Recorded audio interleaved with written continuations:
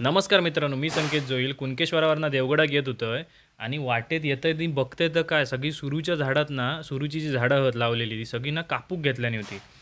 माका कायच समजत नाही की ही कशाक कापतत. नुसती कापून त्याची लाकडं ट्रक भरून भरून घेऊन जातात. पूर्ण सुरूची वाट लावल्यानी असा. तुमका जर कोणाक ह्या माहिती असतात, ह्या काय करतात नक्की आमका कमेंट करा.